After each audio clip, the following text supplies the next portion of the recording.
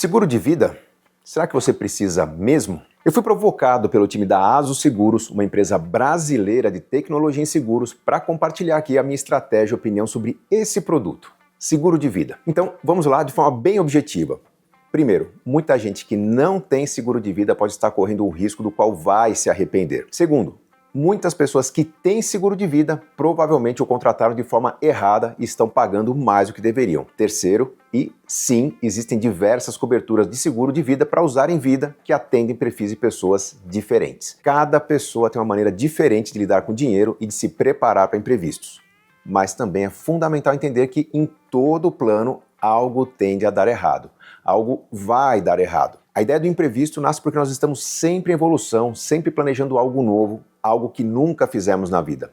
Nós estamos avançando na zona do desconhecido. E quando há desconhecimento sobre os próximos passos, erros são mais prováveis, assim como é mais provável a necessidade de algum tipo de ajuste. Diante de uma falha, você vai ter que reagir, e aí os diferentes perfis de pessoas vão lidar de maneiras diferentes com o imprevisto. Existem as pessoas precavidas, aquelas que andam com o step, que sempre têm um plano B adicional, que contam com contatos e amigos para resolver seus problemas. É um perfil bem diferente das pessoas flexíveis. Essas são aquelas que têm um orçamento flexível, cujos planos podem mudar caso aconteça algum imprevisto. Por exemplo, a pessoa vai fazer uma viagem que envolve um passeio de navio, mas se o tempo não estiver bom, já pensou em pegar um cineminha. E existem também as pessoas que são simplesmente organizadas. São aquelas que saem mais cedo, que têm uma folga na agenda, fogem do trânsito, evitam determinados horários de pico para marcar um compromisso. Não importa qual seja o seu perfil. Se você prefere pagar um pouco a mais para evitar problemas, seus planos talvez demorem um pouco mais para acontecer, mas vão acontecer com uma certa tranquilidade, com consistência. Se você prefere ter planos mais flexíveis, em que você avalia tanto o plano A quanto o plano B, é provável que ambos tragam algum tipo de satisfação, de realização, felicidade, e por isso você não vai engessar suas escolhas, nem se frustrar porque uma delas deu errado. E se você é do tipo organizado, tem o perfil de evitar problemas, provavelmente vai ter uma vida mais previsível, vai assumir menos riscos e vai ter menos experiências. Esses são três perfis diferentes que funcionam muito bem no planejamento, pois lidam bem com a ideia de que planos podem, irão fracassar ou se transformar de alguma maneira. Porém, nem todos os temas em planejamento financeiro permitem espaço para flexibilidade ou para planos B. Isso inclui alguns assuntos delicados que raramente são tratados em uma discussão de casal, em um planejamento ou em uma construção de sonhos. Os assuntos mais sensíveis normalmente são aqueles que mais impactam as famílias. E muitas vezes, por medo do que possa acontecer, ou mesmo pelo temor de que falar sobre o problema atraia maus acontecimentos, as pessoas evitam tratar do assunto. Sabe aquela história do bate na madeira? Precisamos superar alguns preconceitos. Um bom exemplo de tema sensível no planejamento, dramático do ponto de vista financeiro para muitas famílias, é a morte de um dos parceiros. Como que você vai se virar se eu morrer? Como que os nossos filhos vão se virar? Qual que é o nosso planejamento para isso? Temos um seguro de vida? Temos algum plano de previdência que possa direcionar recursos para os dependentes e trazer um pouco de tranquilidade, de proteção em momento de urgência? Temos as coisas organizadas para facilitar o resgate de algum investimento urgente ou pagamento de advogado? Todos têm o contato do advogado que cuida da família? Que cuidados deveríamos ter para evitar que uma situação já sofrida se torne ainda pior? Todas essas questões são um ponto de partida para identificar a necessidade ou não de cobertura ou de outra forma de proteção. Além disso, leve em consideração que seguro de vida não nos protege apenas do fim da vida. Imagine a hipótese em que você teve uma doença ou teve um acidente e que felizmente superou esse imprevisto e continua vivo, mas perdeu a sua capacidade de contribuir financeiramente com a sua família, pelo menos da forma como fazia antes. Agora você produz menos, mas as despesas continuam. Talvez, dependendo do imprevisto, podem até vir a subir, já que você pode precisar de tratamentos, pagamento de remédio e despesas que vão durar a vida inteira. Você vai estar vivo, mas uma condição que no meio dos seguros é conhecida como morte financeira. Pense bem, seu plano de saúde cobre vários meses de internação por uma doença grave? Vários meses de uma UTI? Pagamento de longo prazo de tratamentos e medicamentos? Ao revisar seu contrato do plano de saúde, você pode descobrir que existe um limite de cobertura ou até situações não cobertas. Aliás, você sabe o que seu plano de saúde cobre? Provavelmente não. O plano de saúde, por exemplo, não vai pagar o seu aluguel ou suas despesas de moradia. Quando você não tem cobertura adequada, isso vai sair do seu bolso ou do patrimônio da sua família. Dependendo da gravidade, se você tinha um plano de conquistar sua independência financeira para você e para quem você ama, talvez esse plano tenha acabado aí. Se, por outro lado, você tiver um seguro de vida com cobertura para usar em vida, como em caso de doenças graves e invalidez, a história pode ser completamente diferente. Essa situação não é exceção nem é improvável. Muito pelo contrário, dezenas de milhares de famílias endividadas no Brasil chegaram a esse triste estado justamente por esse motivo. Em situações imprevistas, como a perda de um provedor financeiro, um acidente que deixa uma invalidez ou uma doença que te impeça de trabalhar, muita gente precisa pedir dinheiro emprestado, seja de familiares, amigos ou até mesmo recorrer a empréstimos ou vender patrimônio, tirar dinheiro investido antes do programado para poder arcar com esses custos inesperados e que geralmente são custos mais altos. Se você que assiste conhece alguém que passou por isso, comente aqui embaixo do vídeo. O exemplo também ajuda a alertar outras pessoas. Agora, embora seja evidente que o seguro de vida é algo necessário, a realidade brasileira mostra que a nossa educação financeira ainda está muito aquém do ideal. Aqui no Brasil, apenas 18% da população tem algum tipo de seguro de vida. O principal argumento para as pessoas não contratarem o seguro é financeiro. A maioria das pessoas afirma não ter dinheiro para contratar um bom seguro, mas hoje, felizmente, existem opções mais acessíveis do que antigamente, eu vou mostrar já já. Nós, no Brasil principalmente, não temos o hábito de contratar seguros e proteções suficientes. Quando você não tem cobertura adequada, isso vai sair do seu bolso ou do patrimônio da sua família, como eu já falei. Por isso, na maioria dos casos, você vai ter mesmo que contratar uma proteção complementar que compense o seu atraso na formação de reservas e que garanta que os planos mais relevantes da família, como a educação dos filhos ou a velhice tranquila, estejam assegurados mesmo após perdas muito tristes para a família. Um seguro de vida é um instrumento do planejamento que muda completamente o jogo do bem-estar familiar. Muitas pessoas ficam em dúvida em relação ao que devem contratar, se deve aceitar uma recomendação do gerente de banco, de um corretor de seguros, ou uma recomendação feita em cima de um cálculo que supõe que eu preciso de uma determinada cobertura, de 100 mil reais, 200 mil reais, 500 mil, 1 milhão, 10 milhões.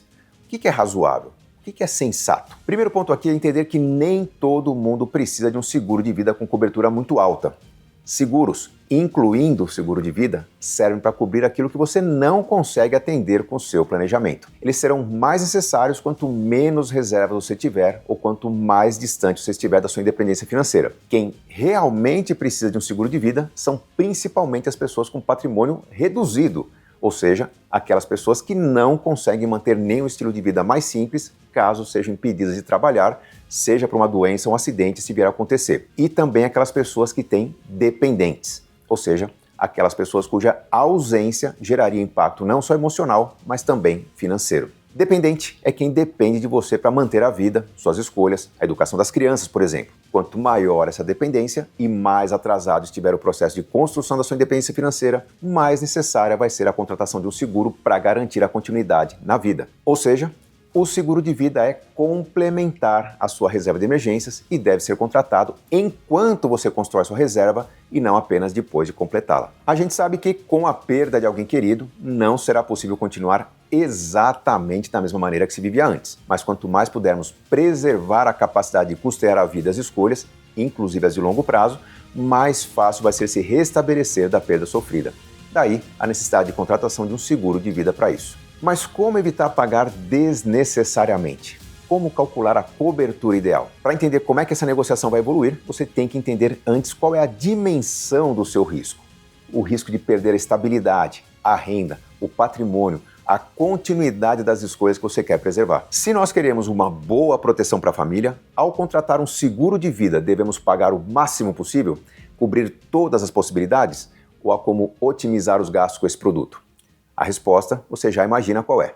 Vamos a ela? Vamos trabalhar com base em um perfil hipotético. Uma família com orçamento médio de 10 mil reais que está construindo a sua independência financeira e está alguns passos além do nível zero, no qual muitas famílias se encontram, já com uma aposentadoria prevista para daqui a 20 anos e com um patrimônio de cerca de 200 mil reais acumulados, seja em previdência, poupança ou outro tipo de aplicação, com ou sem liquidez. Vamos considerar que o rendimento médio desse patrimônio financeiro é de 0,5% ao mês, ou 0,005. Portanto, essa família já tomou alguns cuidados em relação ao futuro. Como que essa família deveria, então, contratar um bom seguro de vida? A A primeira estimativa que é feita na contratação do seguro é a chamada proteção bruta. Trata-se de uma proteção que considera quanto essa família precisará de renda caso perca definitivamente a fonte dessa renda. Não é a mesma situação da perda temporária de renda que pode ser coberta por outros tipos de seguro de vida, como, por exemplo, renda por incapacidade temporária. É um seguro que paga por diária de internação hospitalar e entre outras coberturas para usar em vida em casos temporários e que protege sua renda quando uma questão de saúde ou acidente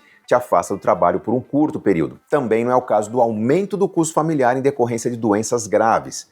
Para esse caso, também existe um seguro específico. Para o cálculo da proteção bruta, parte-se do gasto médio mensal da família, eu estou considerando R$10.000 por mês. E esse valor vai ser dividido pela rentabilidade líquida mensal de investimentos seguros. Esse é o cálculo que estima qual seria o patrimônio necessário para garantir a renda perpétua da nossa independência financeira. Nós dividimos o gasto mensal da família pelo rendimento médio e líquido de impostos e inflação de um bom produto de renda fixa. Essa é a primeira conta que é feita quando se negocia um seguro. Vamos simular esse primeiro cálculo para a nossa família hipotética. Se essa família precisa de R$10.000 mensais, a proteção bruta a contratar seriam os R$10.000 divididos pelo rendimento líquido que se consegue na renda fixa, o que não costuma fugir muito desses 0,5% ao mês no Brasil. Em situações internacionais, esse ganho líquido é um pouco menor. E por isso, no Brasil, a proteção a ser contratada é até menor do que se contrataria em outros países. Mas bem, dividido esses R$10.000 por 0,005, lembrando que 0,005 é meio dividido por 100, nós vamos chegar ao valor de R$2 milhões. Muitas pessoas se assustam com esse número. Puxa, Gustavo, mas R$2 milhões? Vou ter que contratar um seguro de R$2 milhões para simplesmente manter aquilo que a minha família tem hoje, que é a renda de R$10.000? Quanto vai custar esse seguro? Provavelmente custe menos do que você imagina, pois esse ainda não é o cálculo final. Essa é a conta para você ter uma estimativa inicial para começar a conversa sobre contratação de seguros. O valor final ideal para você contratar vai depender de fatores como se você já tem algum tipo de investimento, renda de outro provedor financeiro, se tiver rendas passivas como aluguéis, direitos autorais, algum tipo de ganho recorrente que essa família tenha, com o qual possa contar mesmo na falta dos provedores, ou até mesmo se há algum tipo de pensão, aposentadoria contratada. Voltando para o nosso exemplo, se a pessoa precisa de uma cobertura de R$2 milhões, mas já tem R$200 mil de poupança inicial, a necessidade de proteção começa em R$1.800.000, como estimativa inicial de proteção dessa família. Além de investimentos, se houver renda de outro provedor, devemos abater também da necessidade de proteção de renda. Por exemplo, se a família vive com R$10.000, mas um dos provedores arca com R$4.000 e o outro arca com R$6.000, a cobertura de R$1.800.000 vai ser dividida na mesma proporção. Eu vou contratar um seguro um pouco maior para quem arca com R$6.000 e um seguro um pouco menor para quem arca com R$4.000. Nesse exemplo, seria uma proteção de R$1.080.000 para um e de R$720.000 para outro. Também diminua a proteção se houver valor de rendas passivas, como aluguéis, direitos autorais, algum tipo de ganho recorrente que essa família tenha, com o qual possa contar mesmo na falta dos provedores. Essa renda passiva vai ser subtraída daqueles R$10.000 de renda desejada, reduzindo também o valor contratado do seguro. Enfim, são vários pontos de oportunidade a considerar e algumas simulações a fazer antes de contratar o seu seguro. Perceba que seguro de vida não substitui investimento, e investimento não elimina totalmente a necessidade de seguro. O seguro de vida será contratado antes dos investimentos para que você proteja isso e não tenha que resgatar o valor investido antes do tempo certo para arcar os imprevistos. Agora, diante de números de proteção tão maiores do que a renda média de uma família brasileira, talvez você acredite que o seguro de vida é uma proteção cara.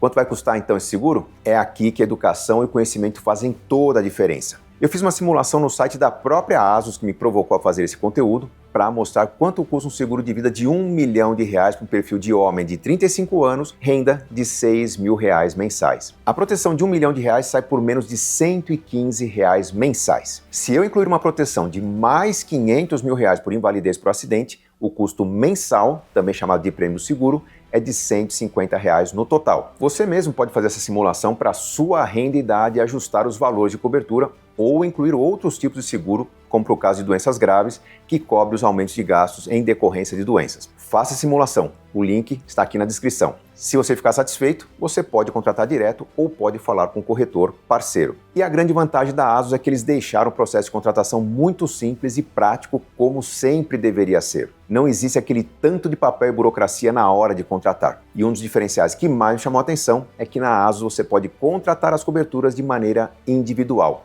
Você só contrata o que realmente faz sentido para o seu perfil. Você não tem que contratar um pacote de coberturas que muitas vezes não faz sentido para a sua necessidade e que você ainda acaba pagando mais por isso. Essa é uma prática comum do mercado, a venda casada de coberturas. Na maioria das empresas, para você contratar um seguro para doenças graves, por exemplo, é necessário ter contratado a cobertura para morte também, e na ASUS não existe essa obrigatoriedade. Você leva 1 minuto para fazer a simulação no site e, se você achar que faz sentido, em 5 minutos você consegue contratar, sendo que a aprovação da pólice sai em até 1 dia útil. E o melhor de tudo, como você viu na simulação, por um preço justo, dada a solidez que a proteção traz ao seu planejamento. Felizmente, nós estamos vivendo um bom momento de educação financeira no Brasil.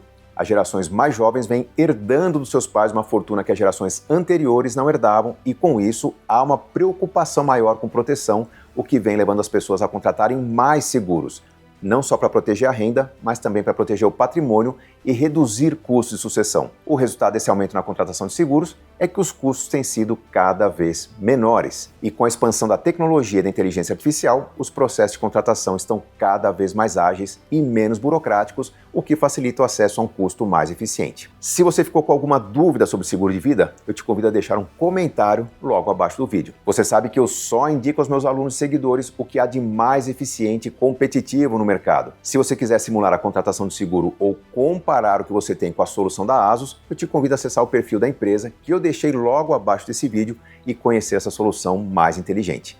Depois de simular, vem contar aqui nos comentários o que você achou.